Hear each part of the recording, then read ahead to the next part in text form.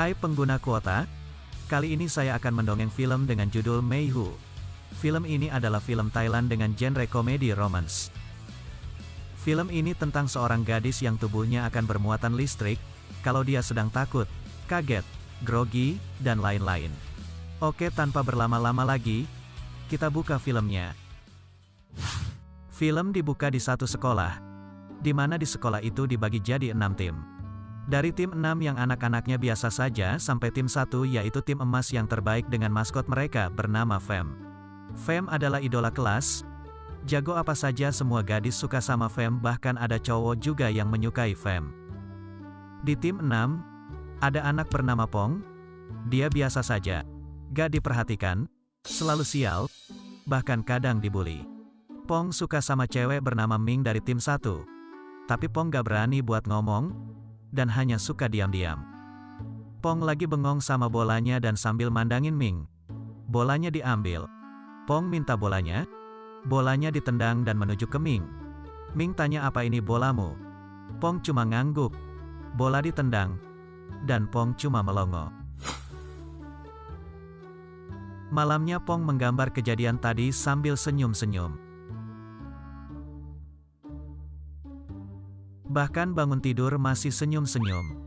Pong sadar sudah telat. Pong segera siap-siap. Pong lari ke sekolah. Sampai sekolah pada ribut karena foto Fem hilang. Siapa yang ambil? Pong lari buat kumpulin buku tugas. Terus mau ke kelas tapi terlambat. Akhirnya Pong dihukum. Pembuli datang minta contekan tugas tapi Pong bilang udah dikumpulin barusan. Pembuli periksa tas Pong dan masih ada tugasnya. Ternyata tadi yang dikumpul adalah buku gambarnya semalam. Pong panik dan mau kembali tapi dilarang sama gurunya. Selesai dihukum, Pong lari untuk tukar bukunya tapi buku sudah dibagikan di kelas. Ada buku tanpa nama dan ada gambar Ming. Ming melihat dirinya di gambar dan Ming shock. Jadi gambarnya itu tentang kejadian kemarin ditambah imajinasinya Pong.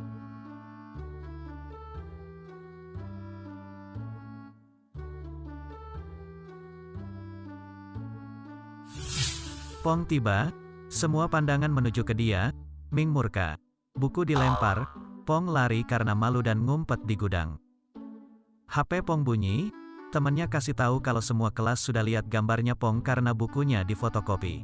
Pong ke perpustakaan, dan temannya bilang dia tahu siapa yang pertama kasih bukunya ke Ming. Pong tanya siapa yang kasih ke Ming. Dia adalah Mei. Mei pemandu sorak, bukan. Mei cutter, bukan. Mei tomboy. Tidak juga. Mei tukang somai, udah bangkrut. Lalu Pong tanya Mei siapa? Ternyata dia adalah Mei yang satu kelas sama Ming. Pong menuju toilet, lalu Mei keluar. Pong tanya kenapa bukunya dikasih ke Ming. Mei bilang karena itu tentang Ming. Mei mau pergi, tapi Pong terus tanya kenapa dikasih, kenapa. Mei kaget, jamnya bunyi, Pong megang tangan Mei. Pong kesetrum dan terpental.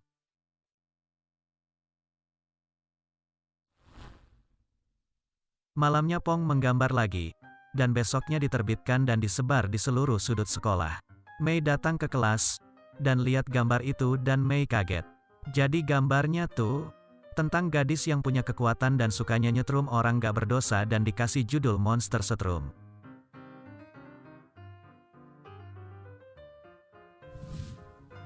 Mei nyariin Pong, dan Pong ternyata lagi di mesin fotokopi. Mei masuk lalu bilang hentikan. Tapi Pong gak mau. Mei minta maaf, tapi Pong masih gak mau. Pong malah minta Mei tunjukin alat setrum yang dia pakai buat nyetrum Pong kemarin. Mei gak peduli lalu mau pergi. Pong ngancam akan terbitkan gadis setrum bagian 2 plus ada fotonya Fem, yang ternyata diambil sama Mei dari mading. Mei panik dan coba merebut itu. Dan jamnya bunyi dan Pong curiga itu alat setrum. Pong maksa lihat, terus megang tangan Mei dan terpental lagi. Mei coba matiin mesin fotokopi, malah konslet. Mei marah dan bilang terserah aja kalau mau diberitahu ke semua orang dan Mei gak apa-apa kalau harus pindah sekolah lagi. Mei pergi dan Pong masih bengong. Mei pulang ke rumah dan cerita sama ayahnya, kalau di sekolah ada yang tahu Mei punya kekuatan listrik. Ayahnya bilang, apa mau pindah sekolah lagi? Jadi waktu Mei kecil, Mei dinyatakan dokter akan mengeluarkan listrik kalau kaget, grogi, senang, takut, dan lain-lain. Barang-barang elektronik di rumah Mei juga banyak yang rusak kalau disentuh Mei. Dari kulkas, hairdryer, TV, sampai apartemen juga mati lampu. Wah, tukang rongsok untung nih. Terus Mei diberi jam pengukur detak jantung oleh ayahnya. Kalau jam menunjuk angka 120, maka menjauhlah dari orang. Waktu kecil, Mei dan teman-temannya mau nangkap ikan tapi susah. Mei punya ide. Mei lari sampai jamnya bunyi, terus masukin tangannya ke air. Temannya pada sebel karena ikannya terapung semua. Mei jadi dibilang monster pembunuh. Mei sedih dan terpaksa harus pindah-pindah sekolah. Di sekolah barunya, semua anak sedang berdoa dan menyentuh satu sama lain dan cuma Mei yang gak berani. Dan ibu guru bilang Mei sentuh saja gak apa-apa. Mei menyentuh tangan temannya, ada cicak jatuh. Mei kaget, jamnya bunyi, teman-temannya kesetrum. Cicaknya siap makan. Semenjak itu, Mei jadi punya banyak seragam di lemarinya. Iya, tapi ada untungnya juga. Mei bisa buat ngecas aki. Besoknya Mei minta surat pindah di kantor. Dan waktu lagi jalan sendirian, Mei lihat Pong lagi ngumpulin gambar yang dia sebar kemarin. Pong minta gambar yang dipegang sama anak bandel. Tapi Pong malah disuruh bayar 20 bat. Pong kasih uang, dan gambar dilempar. Pong pungutin gambarnya, lalu dibakar. Mei datang bawa gambar yang lebih banyak, dan tanya kenapa dibakar. Pong bilang gambarnya jelek, dan Pong gak akan bilang siapapun tentang kekuatan Mei. Mendengar itu Mei lalu membakar surat pindah yang tadi dia minta di kantor. Pong tanya apa itu? Mei bilang hanya sampah. Pong lalu kasih fotonya Fem yang kemarin mau disebarkan. Foto diambil lalu Mei pergi. Terus Pong tanya apakah Ming mengatakan sesuatu. Mei malah berteriak, ternyata apinya membesar dan jadi kebakaran. Mei lari ambil pemadam, lalu api dipadamkan. Mei kecapean, jamnya bunyi, Pong mendekat dan tanya suara apa itu. Mei bilang suara detak jantungku. Intinya kalau jamnya bunyi jangan mendekat. Pong malah kepo. Pong tanya apakah Mei superhero. Apakah Mei bisa ngecas HP? Dan akhirnya Pong dipadamkan. Dari sinilah mereka mulai berteman. Fem lagi olahraga, dan bola terlempar di penonton. Ternyata itu adalah Mei yang lagi nonton. Fem mendekat, Mei gugup. Fem tanya kau dari tim mana? Mei jawab dari tim emas. Jamnya bunyi. Mei tambah grogi, dan Mei pun lari. Fem mengejar, sampai akhirnya Mei mentok di pintu. Mei tambah panik, tapi ternyata Fem cuma mau minta bolanya yang dibawa lari. Mei kemudian melemparkan bolanya karena malu. Fem juga bilang kalau kau ada waktu datanglah ke lapangan. Kulihat larimu cepat. Mei tambah stres. Kita ke Pong. Pong lagi jenguk Ming di UKS. Pong bawain sate hati buat Ming. Tapi ada pembuli di balik tirai. Sate diambil tapi langsung dibuang di tempat sampah. Pong terdiam. Pembuli pun berlalu di balik tirai. Kasihan usahamu Pong Pong. Pong datang ke rumah Mei sambil mewek. Dan Pong minta disetrum oleh Mei. Tapi Mei diam saja.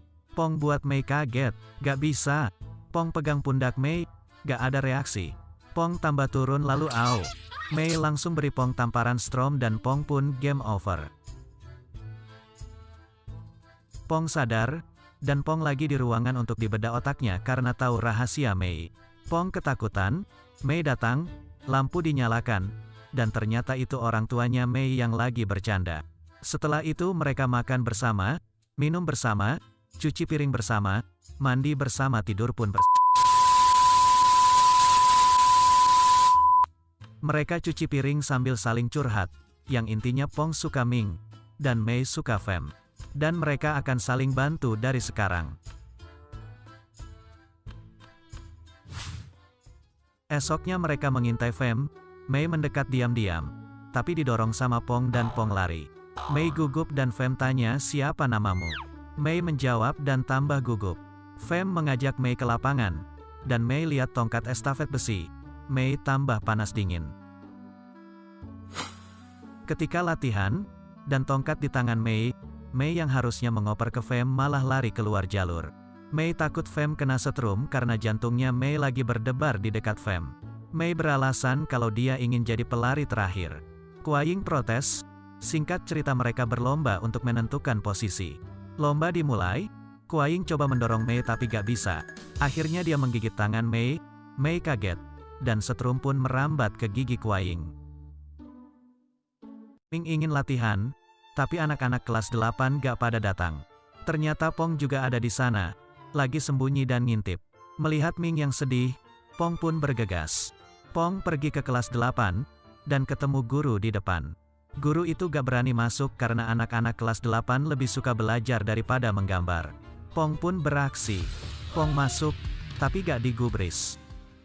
Sampai bel pulang pun masih tetap gak digubris.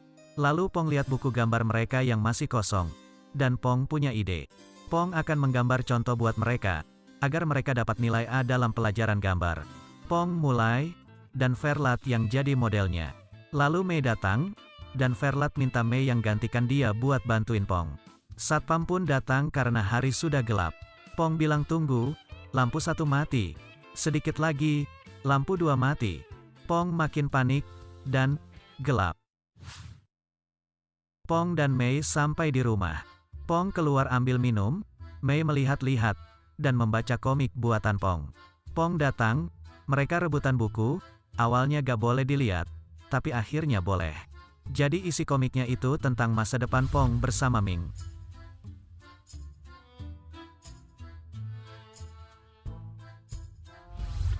Mei bilang coba aja kasih semua gambarnya Pong ke Ming. Ming pasti suka. Pong mulai buka bukunya, Mei bilang gambar Pong bagus dan mirip kayak aslinya. Tapi ada gambar Fem yang mukanya jelek. Mei gak terima, coba digambar ulang sama Mei, malah makin jelek. Mereka saling ejek, dan akhirnya saling tatap. Pong bilang kalau Mei tertawa, wajah Mei berubah. Mei tanya makin cantik apa makin jelek. Pong mengalihkan pembicaraan, dengan mulai menggambar Mei, buat contoh untuk anak-anak kelas 8. Pong tunjukin gambar, anak kelas 8 berunding, dan akhirnya setuju. Tapi ternyata, semua kegiatan luar ruangan yang lainnya harus dikerjakan oleh Pong. Dari merangkai bunga, membuat peti, membuat kue, berkebun, dan juga bersih-bersih kelas. Semua dilakukan Pong agar membuat Ming senang. Tapi di sini Mei dengan setia membantu Pong dari awal sampai akhir. Dan saat bersih-bersih, Pong dan Mei bersentuhan, dan ada getaran listrik dari tubuh Mei. Mei keceplosan, dan mengatakan apakah aku jatuh cinta padamu. Tapi Mei segera menyangkalnya sendiri, dengan menunjukkan jam miliknya berada di angka normal. Lalu Pong coba mengganggu Mei, begitu pula sebaliknya, dan mereka tambah akrab. Tiba di hari pertandingan, semua anak kelas 8 datang untuk membantu Ming jadi pemandu sorak. Pertandingan dimulai, semua berteriak, tapi kelas 8 malah belajar. Tongkat ada pada Fem, dan akan diberikan ke Mei. Mei semakin deg-degan, dan akhirnya tongkatnya jatuh. Tongkat ditendang, kena muka Mei sampai mimisan. Mei berhasil menangkap tongkat, Mei berlari, salah jalan. Mei berbalik dan mengejar dan akhirnya menang. Semua bersorak, juga kelas 8 yang tadi sibuk belajar. Fem mendekat, tapi Mei lari karena listrik di tubuhnya sangat besar. Pong mengejar Mei, dan memberi Mei sapu tangan. Dan Mei langsung memeluk Pong, karena Mei senang dia bisa menang.